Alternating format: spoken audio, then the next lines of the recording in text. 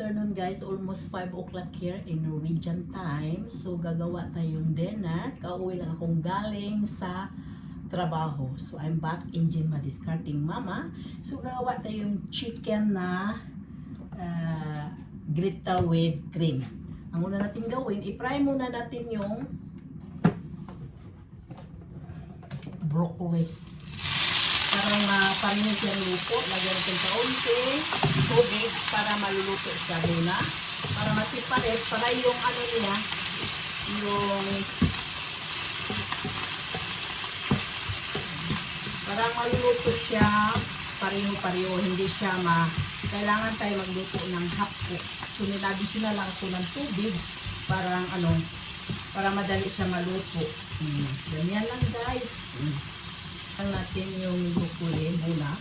Ganyan ako guys, ipapry ko muna yung vegetable para pareho siya, hindi siya medyo cook, medyo half cook. Kailangan lahat pareho half cook. So fry lang natin kaunti. Mas mabuti lagyan natin kaunting tubig para madali siyang maluto. At narinig din yung kumukulo, kakain kami to with rice. Usually kasi pag chicken yung ulam namin, ang kain ito ay yung with rice. So, madami lang siya guys. Napakasimple lang. And then, sit aside lang natin ito. Yan. Diba? And then, ang sunod natin, mag-additional tayo ng oil ulit. Not much. Lulutuin natin yung onion. Kita mo yung onion yan. Maraming onion. Lulutuin lang natin onion yan. Maraming onion ang ginamit ko. And then, fry lang natin kaunti, parang lalabas yung fragrant niya.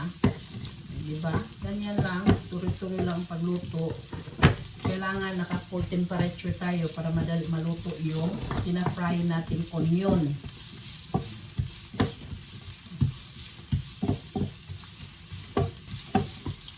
Mag-additional tayo na garlic. Mayroon tayong pure, so i-additional lang natin. I-fry din natin yung pure para mas masarap. Medyo maano na yan guys, ma-fragrant na yung aning onion natin. Garlic also, maraming onion ang ginamit ko guys. Kasi isang piraso ito guys na onion na malaki. Masarap pag maraming onion, di ba? Fry lang natin kaunti, halo-halo lang. Para at least hanggang siyang maluto, yung medyo magkulay na, medyo lumabas yung ano niya, fragrant ng onion and garlic and puree.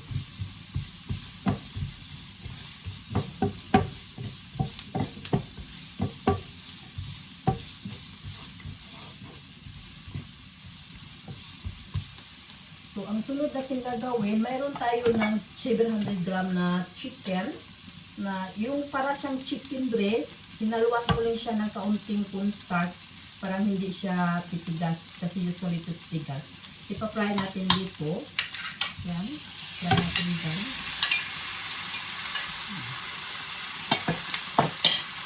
Tuloy-tuloy lang ang pagpa-fry natin.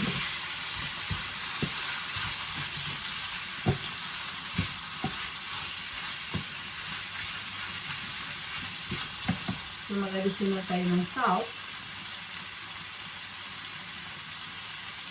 Of course, meron tayong pepper.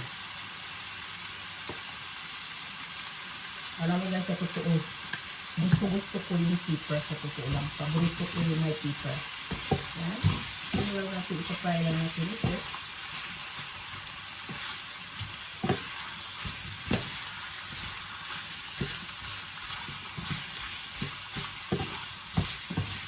Hanggang siya mag-change medyo yung color sa chicken natin. Yung chicken ko medyo frozen guys. Nilabas ko na siya kahangina. So alam mo naman yan dito sa Norway. Kahit nilabas mo yan, nag-minus pa. Kaya hindi siya madaling mag-melt yung ice. So ganito lang. Of course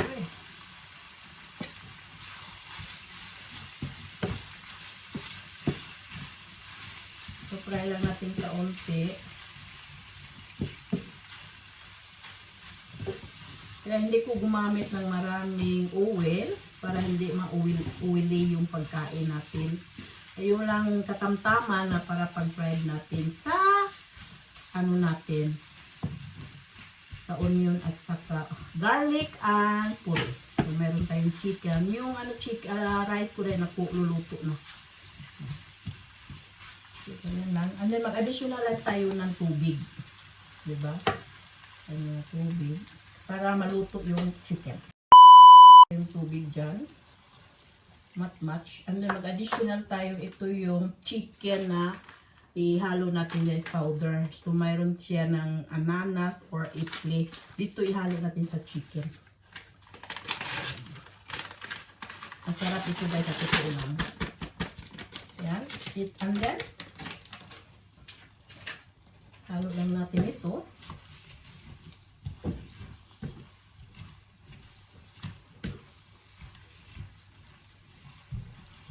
Yan. Lagyan na kaunting tubig. Parang malapot kasi siya dahil yung hi Nils, good evening.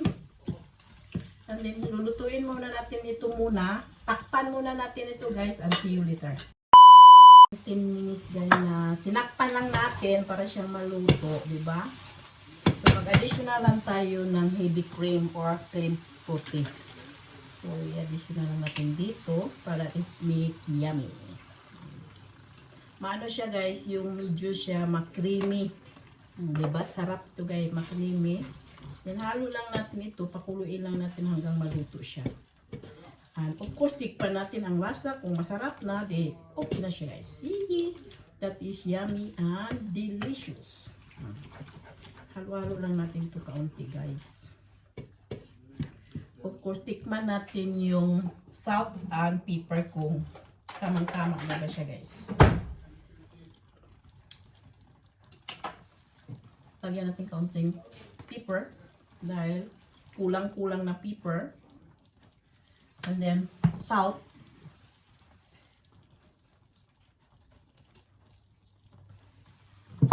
And then, tuloy pa rin ang paghalo natin. So, ma-creamy siya guys. Ang sarap ito guys. It's yummy and creamy na pagkain. Yan. Eat this one with rice. Diba?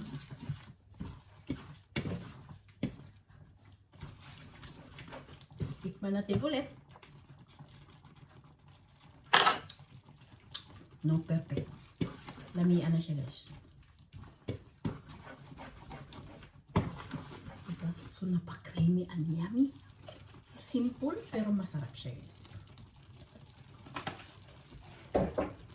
So, i-add na natin yung broccoli na pinafry muna natin. Pinukuko muna siya hanggang siyang maluto. Ninihalo na natin dito guys. Diba? Dito masarap na pagkain yan. Masarap natin ang pang dinner.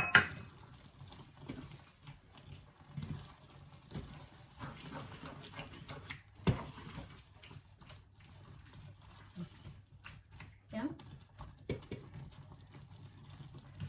And then, i-medium temperature natin. So, that is dinner for today. Sa paki-subscribe and likes and salamat sa inyong pagpanood and bye. So kain tayo ng midagday with rice, yung creamy chicken. Oh, yummy. May broccoli.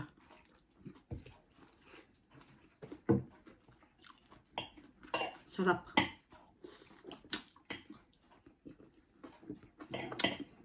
So mamaya guys, kakain tayo ng hipura. Meron tayong cheese course. Meron tayong potato chip. And meron tayong sour cream chip. So of course, we have dry banana. So ito yung kainin natin mamaya dahil Friday today. So we eat a little bit and then we have a nice weekend everyone.